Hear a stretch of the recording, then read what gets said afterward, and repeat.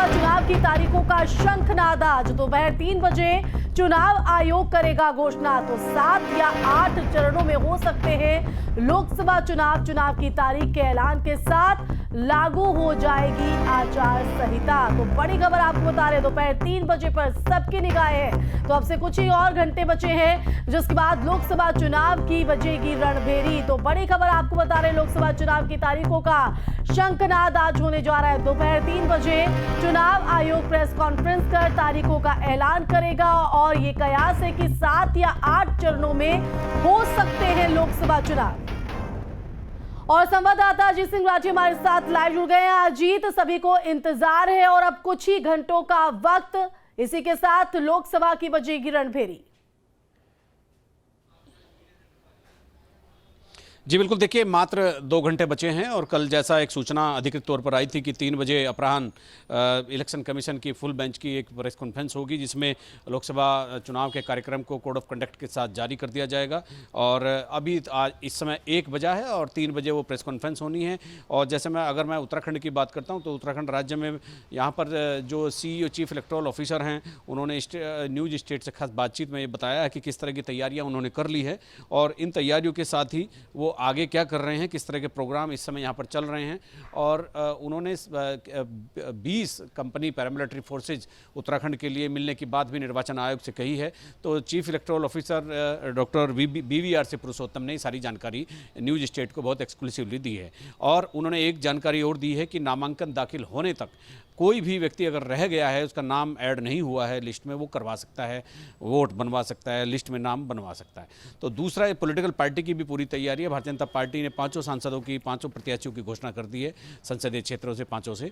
और कांग्रेस अभी 2 कदम पीछे है, उनके 2 प्रत्याशी अभी हरिद्वार नैनीताल शेष हैं और इसको लेकर के पूरी हलचल है आज। बिल्कुल अजीत, और जिस तरह से देखा जाए, जैसे जैसे घड़ी की सुई आगे बढ़ रही है, वैसे वैसे तमाम राजनीतिक पार्टियों की धड़कनें भी जो है तेजी से बढ़ते नजर आ रही है। और 2 घंटे बाद चुनाव की तारीखों का ऐलान भी हो जाएगा और इसी के साथ आचार संहिता भी लागू हो जाएगी। लेकिन जैसा आपने कांग्रेस का जिक्र किया कि 2 सीट अभी भी ऐसी हैं जिन पर प्रत्याशी कांग्रेस ने नहीं उतारे हैं, इसके पीछे क्या वजह मानी जाए, स्ट्रैटेजी या फिर कश्मकश में कांग्रेस?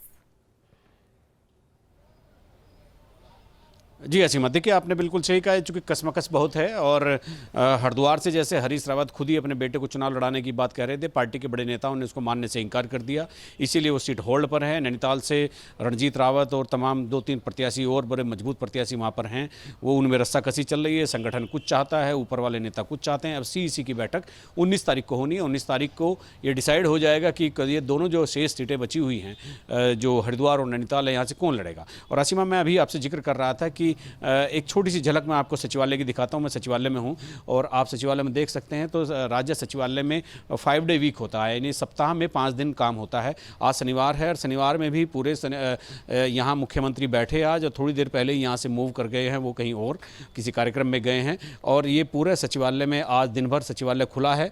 सैटरडे अवकाश रहता है, लेकिन सभी कर्मचारी अधिकारियों को बुलाया गया था। कुछ काम जो पेंडिंग होंगे, जिनको आचार संहिता से ठीक पहले गवर्नमेंट को करना होगा, कुछ शिलान्यास होंगे, किसी तरह के शासनादेश होंगे, उन सबको आज किया जा रहा है। छुट्टी के दिन भी राज्य सचिवालय को खोलकर यहां पर सरकार काम कर रही है। जी बिल्कुल, और जिस तरह से देखा जाए अजीत, क्योंकि कांग्रेस को अगर हम देखें तो अपने ही नेताओं को थामना भारी पड़ रहा है। लोकसभा चुनाव से हमने देखा है पहले कि किस तरह से कांग्रेस को झटका लग रहा है। जो नेता हैं उनके बड़े बड़े वो दामन छोड़ रहे हैं, कोई बीजेपी में जाने के जिन कयास हैं और कोई अन्य दलों में जाने की कोशिश यहाँ पर करता हुआ।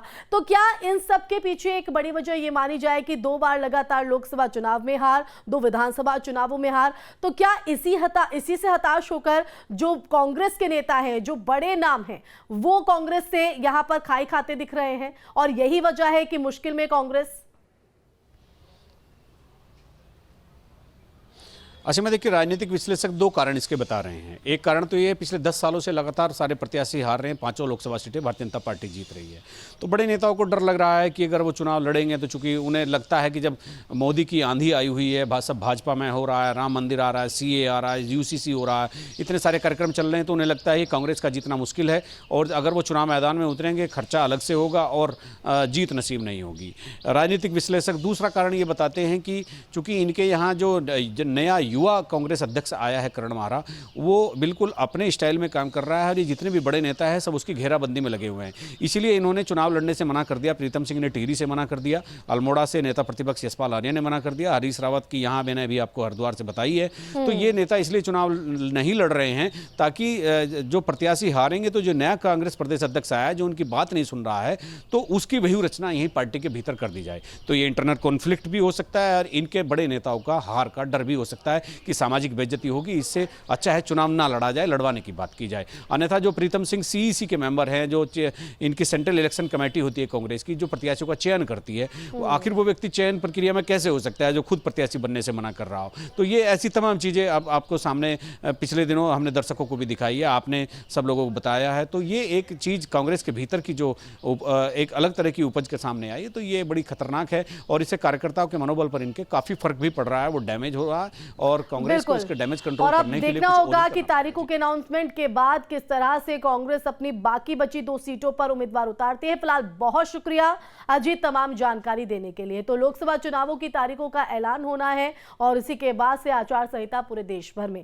आगे बढ़ते हैं, न्यूज स्टेट ने मुख्य निर्वाचन अधिकारी BR पुरुषोत्तम से खास बातचीत की, उन्होंने क्या कुछ कहा, सुनवाते हैं। के साथ उत्तराखंड के चीफ इलेक्टोरल ऑफिसर हैं डॉक्टर पुरुषोत्तम और उनसे बात करते हैं। चूंकि आज आचार संहिता लागू हो जाएगी, आज जो लोकसभा का कार्यक्रम है वो लागू हो जाएगा, जारी हो जाएगा।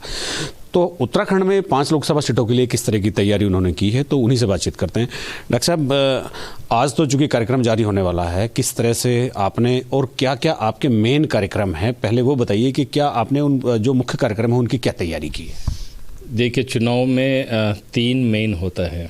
एक तो है इलेक्टोरल रोल, दूसरा है हमारा EVM, तीसरा है चुनाव का दिन और फोर्स अरेंजमेंट्स। इन चारों में हमारा चुनाव का रोल हमारा पब्लिश हो चुका है और आजकल कंटिन्यूस अपडेशन चल रही है। इसके लिए सबसे अच्छी बात है कि क्योंकि बहुत सारे लोग लेट में थोड़ा सा जगते हैं, अब घोषणा हो गया चुनाव की तिथियों का। अब नॉमिनेशन की आखिरी तिथि तक नाम जुड़ सकता है, नाम घट नहीं सकते हैं लेकिन नाम जुड़ सकता है। सो मैं सारी मीडिया के माध्यम से अपील करूंगा कि सब लोग वोटर लिस्ट में नाम चेक करें और उनका नाम जिन का नहीं है वो जुड़वाए।